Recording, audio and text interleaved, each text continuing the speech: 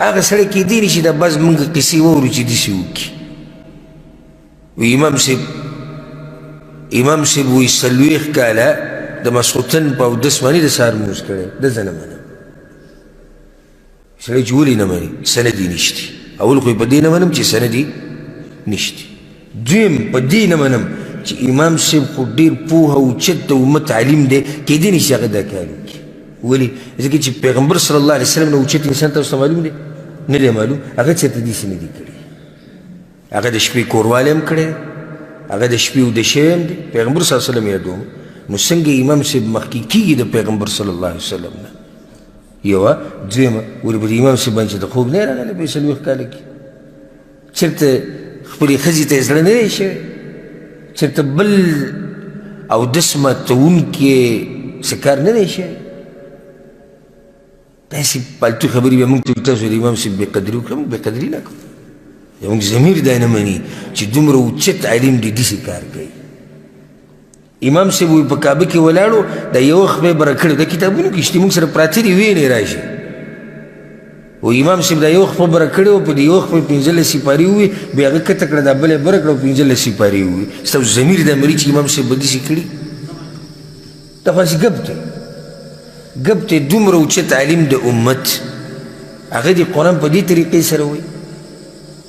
دا کېدی نه شي چې هغه داسې وایي قرآن خو چې سړی وایي په هغې کې فکر کوي په هغې کې سوچ کوي په هغې کې تدبر کوي په خشوع په عجزۍ سره وایي قرآن او د قرآن کې یو وخت په اوچته کړې ده او 15 سپارې وایي او بیا یو وخت په کته کړه بله اوچته کړه او 15 سپارې وایي دا نه منلو خبره ده امام صاحب رحمه الله الله دې ورسره زموږ ملاقات په جنت الفردوس کې وکړي کېدی نه شي چې امام صاحب د داسې قرآن ووایي چې په یو وخت په باندې 15 سپارې په بله بیا 15 قرآن خو چې سړی وایي جاړي ورسره سوچ به کې کوي فکر به کوي یو سړی چې په یو وخت په ولاړ قرآن وایي دی به سوچ وکړي نو دی خو به ټول داسې داسې کېږي چې دغه دی ولیدم او دغه دی ولیدم دا خو ګپ دی موږ نه منو چې زموږ امام صاحب داسې وکړي دا نه منو موږ جواب به هغوی له څه ورکوو دوه یو ده د دې واقعې سند ماته وښایه ځه چې پلاني ویلي پلاني ویلي پلاني ویلي او پلاني امام صاحب لیدلی دی وښایه دویمه ده آیا یو دومره اوچت عالم د امت هغه قرآن به په دې طریقه باندې وایي دا نشي کېدی یو ورځ یو کس ما سره میلاو شو نو هغه ما ته وایي چې ما پسې په اصل کې څه دپاره راغلی و زمونږ رورو کشره مخکې ورځ کې چې وفات شو الله دې وبخي هغه په جومات کې لیدلی و نو هغه به د منځه کې رفریدین کول نو دا کس زما خوا ته راغی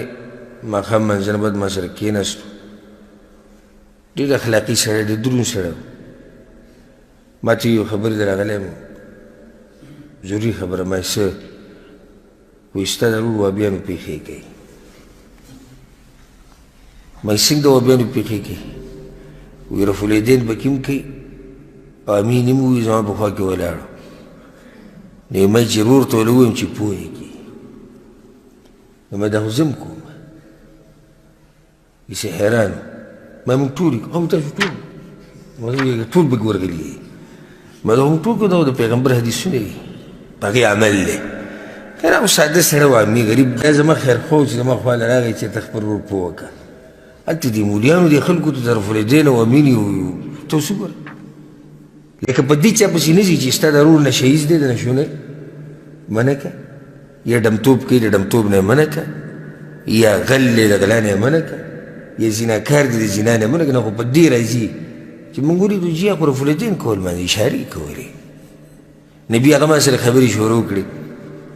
خو ساده سړی لګیا ما ته وایي چې یو خبر باندې مې پوه وکړه ما څه ولې پیغمبر صلی الله علیه وسلم زموږ د امام ته امام اعظم ویلي دي او دویم بله پیغمبر صلی الله امام صاحب چې کله لاړ مکې ته او هغه هلته یو میاشت تېره کړه او یو میاشت هغه اودسمات یې ونه کړو په دې چې د اوچته ځمکه ده دلته اودسمات یې نه دی پکار. نو اوس ما په دې پوهه کا چې دا څومره اوچت امام دی او تاسو وایئ چې نه ټولو امامانو به منئ او په یو پسې به نه ځئ. زه را خندا شین شوم. ما ته وایي ته خاند دی.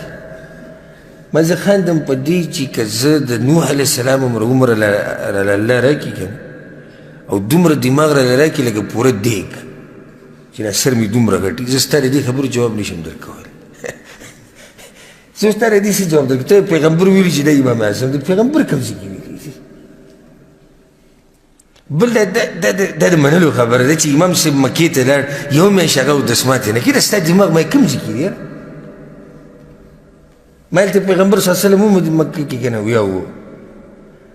14 کاله چې نبوت ورته میلاو شو هغه تېر کړي دي هلته ویا تېر کړي. ما اودسمات یې کړی که نه لمبلي دي که دي د خپلې بیبي سره قربان یې کړی دی که نه وی کړی دی. نو بیا خو امام صاحب د پیغمبر صلی الله علیه وسلم نه مخکې دی. مسجد نبوي کې دا پیزار چې ویستي د صوفیانو د قبر پرستو دا صحابه کرام پکې ګرځېدلي سره د پیزارو د خپلو بیبیانو سره کوروالی پکې هم کړی دی او دسمات یې پکې هم کړی دی. تاسو هغونه مخکې یئ چې نه کوئ. بس بیا روان شو. یاره وایي څه ووایو؟ تېر شوي درس کې ما هغه عذر بیان کړی و.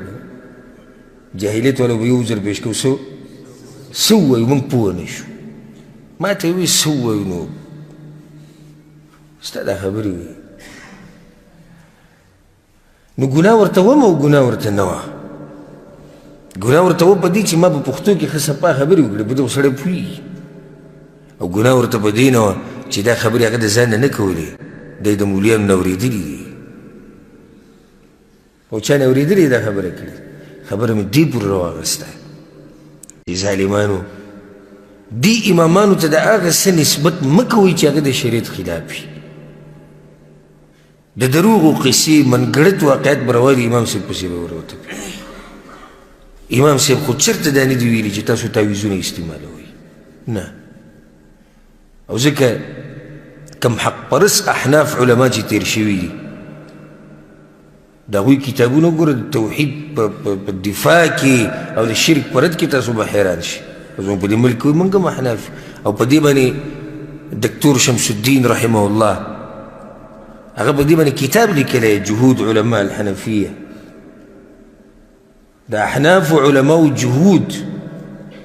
د شرک په رد کې او د توحید په دفاع کې غوټ کتاب یې لیکلی پای کې د علماو د اقوال لا جمع کړي چې وګوره دا خو ټول وایي چې توحید ومنئ د قبر پرستۍ نه ځان لرې ساتئ د تصوف نه ځان لرې ساتئ. دوی امام صاحب ویلي